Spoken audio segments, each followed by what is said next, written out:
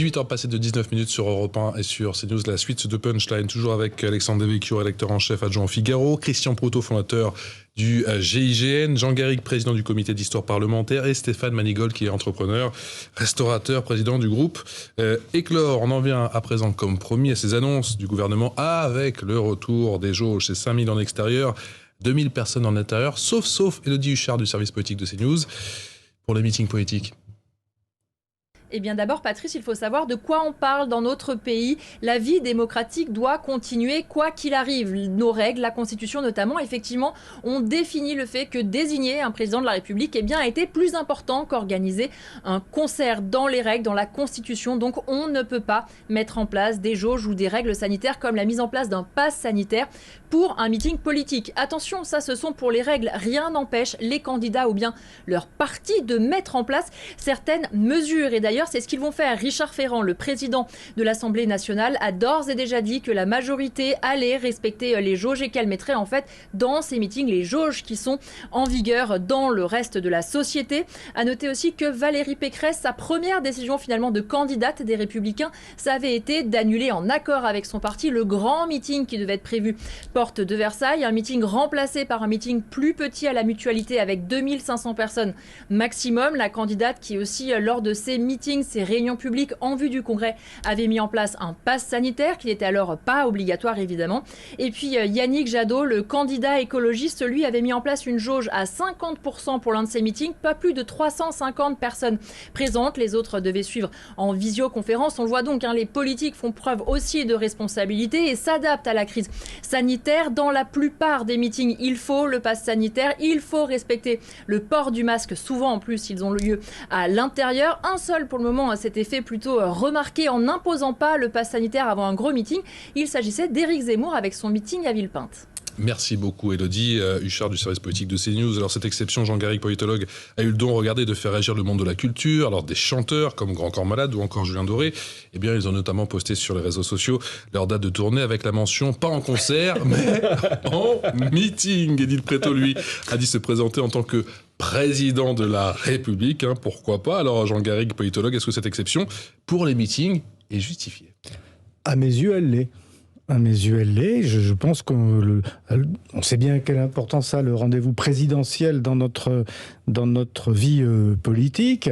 Et il faut faire le maximum pour que les meetings, qui sont un élément très important des campagnes électorales, puissent se dérouler. Est-ce qu'on veut d'une cyber-campagne? Est-ce qu'on veut d'une campagne uniquement sur les plateaux de télévision ou dans aux États-Unis, ils avaient innové, parce qu'ils étaient aussi en plein Covid. Alors oui, je sais que c'était sur des parkings ou sur des tarmacs d'aéroports, effectivement. Je suis pas sûr d'ailleurs que les deux récentes campagnes, les plus récentes campagnes présidentielles aux États-Unis soient vraiment un modèle. Les résultats que ça... Non, mais au moins ils avaient innové. Alors ils avaient innové, mais on innove depuis toujours. Depuis la campagne la pionnière de Ségolène Royal en 2006, on a cessé d'innover, d'aller vers le numérique, vers des campagnes qui soient 2.0. Mais non, franchement, moi je pense qu'il faut essayer, tant que faire se pourra, là on est à 100 jours de l'élection présidentielle, de préserver ces contacts directs. Mais ces artistes qui annulent pour certains des concerts, je pense notamment à Benjamin Biolay, on va le voir dans un instant, qui vient de le dire sur les réseaux sociaux, ou encore à Orelsan, ils ne mettent pas le doigt sur quelque chose, il n'y a pas un deux poids deux mesures? Il y a de facto deux poids deux mesures, mais il faut savoir si on est dans une société, d'abord un citoyen ou d'abord un entertainer. Je veux dire que moi, il me semble malgré tout que on se plaint. Les concerts, c'est pas grave, mais les meetings, oui. Écoutez, on se plaint suffisamment du fossé qui s'est créé entre les citoyens et les acteurs politiques, de la désaffection pour la vie politique. Au moins, essayons de favoriser au maximum ces rendez-vous-là, de consolider ce lien entre les candidats, quels qu'ils soient, et leurs partisans et les électeurs. Il faut penser aussi à tout ce qui concerne les réunions sur le terrain, qui vont être empêchées, là aussi, qui vont être freinées par la pandémie. Donc moi, je pense qu'il faut favoriser, en tout cas, tant qu'on le pourra, cette imprégnation des objectifs politiques, des programmes, dans l'esprit des Français. Stéphane Manigold, entrepreneur, vous me dites quoi? Que la vie démocratique doit continuer quoi qu'il en coûte? Oui, mais on a une forme d'amateurisme hier dans la communication sur ce sujet.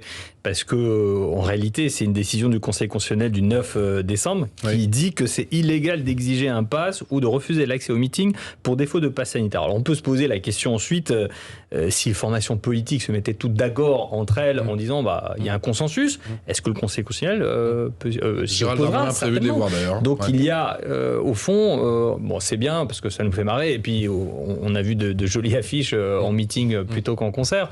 Ils rigolent jaune quand même les artistes, parce qu'il y en a qui oui, évidemment. Et puis nous aussi, parce qu'au fond, j'ai reçu des kilomètres de messages qui me disaient on va transformer tous nos bars en meeting politique. Comme ça, au fond, on va pouvoir rester debout pour un coup. Tout le monde en campagne. On peut plus boire debout. Non, on peut plus boire debout. Préfet Proto. Non, mais on ne peut pas reprocher à des sages de faire respecter la loi. La loi, c'est le code électoral. Le code électoral prévoit qu'on a le droit, plus que le droit, de faire campagne. Donc, ils font campagne. Après, il y a un effet pervers, et on le voit avec les Républicains, parce que tout le monde calcule à double tiroir, voire triple. Si mon meeting est ce que on appelait dans un autre temps un cluster, c'est marrant, on n'entend plus parler là. Que moi j'aurais appelé foyer de contamination, mais on préfère des mots, des anglicismes. Qu'est-ce qui va se passer? Il y a forcément l'autre qui va dire, regardez, il fait pas attention à ses adhérents, ils sont tous malades, ils vont tous nous rendre malades. Il risque de se passer quelque chose si effectivement des mesures sont pas prises par ceux qui organisent. On l'avait vu à Villepinte, pendant le meeting d'Éric Zemmour notamment. Voilà. Et du coup, il risque, je pense, tous jusqu'en avril, d'être en sous-marin. Alors qu'il y a eu une période avec un candidat que je ne citerai pas, plus il y avait de drapeaux tricolores qui étaient agités, plus on avait de chances d'être président. Donc il y aura plus ça, ça évitera l'affaire Big Balion, parce que il y aura moins de meetings et moins d'investissement dans les meetings. Oui, là c'est clair, on va faire des économies. Alexandre Devecchio du Figaro. Bon, il y en a, certains vont se réjouir de finalement la jauge quand on peut pas remplir la salle, c'est pratique aussi. Vous parlez de qui là? Je ne serais pas de mots, je serais aimable. Ensuite, au-delà de ça, je rejoins ce que dit Jean Garrigue sur l'importance de ce type de communion démocratique. Mais moi, j'irais plus loin. Je ne distinguerai pas les concerts. Et c'est ce qui me gêne aussi profondément dans le fait que cette crise s'installe. C'est est-ce qu'on va aller vers un monde chloroformé, aseptisé, du sans-contact généralisé? C'est une vraie question. Parce que paradoxalement... Alors, est-ce que c'est toujours le côté festif qui prend cher, qui fait l'addition? C'est pas simplement le festif, c'est l'être humain est un être social. Et la société des écrans, qui était déjà une évolution en germe, du télétravail, moi, je suis pas sûr que ce soit une société extrêmement saine sur le plan psychologique, sur le plan du vivre ensemble. Même c'est l'expression qui me vient, même si j'aime pas cette expression-là. Et ça, c'est vraiment quelque chose qui me fait peur si tout cela durait. Et je me dis, la question maintenant, c'est comment va-t-on en sortir? Parce que moi, je crois, contrairement à beaucoup, qu'on est en sortie de crise sanitaire. Que ce Omicron, il est très peu virulent, il va beaucoup se diffuser et qu'on va avoir une forme d'immunité collective. Ça, on espère. Donc il faudrait quand même commencer à le dire. Alors c'est peut-être trop tôt, on va attendre 15 jours à mois, mais j'espère que quand... on sait qu'on a 3 semaines de retard sur les Anglais en gros. Voilà, quand les scientifiques seront d'accord sur ce diagnostic-là, les politiques...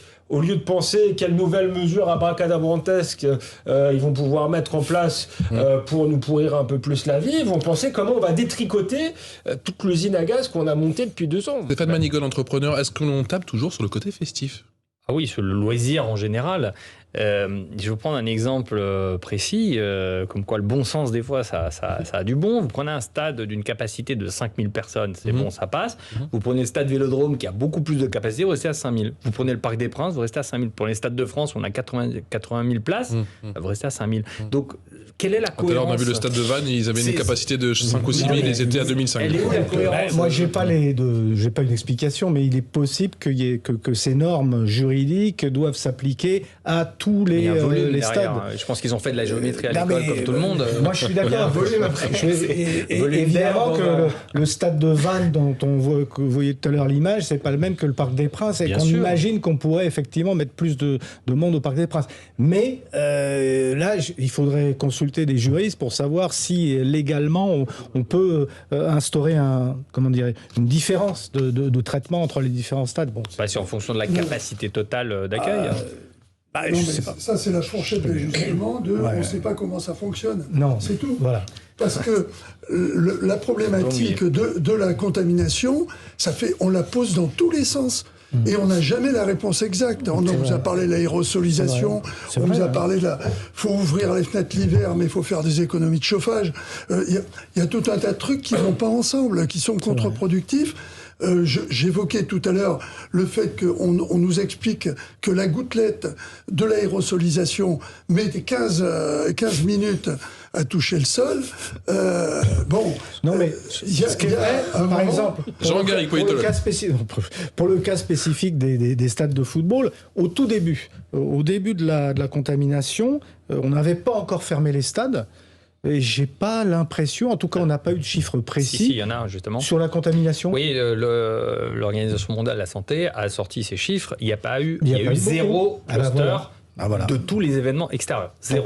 Ça. Pas un répertorié dans le monde. Donc elle est parfaitement incompréhensible. Voilà. En lieu fermé, j'entends. On nous dit qu'il faut ouvrir les fenêtres. Très bien, un stade, c'est à ciel ouvert. Donc, je veux dire, c'est... Oui, mais alors le cas des stades allemands, où là, c'est carrément personne ne peut... On a tout fermé. Ah oui, les stades allemands, c'est pas pareil. On comprend plus.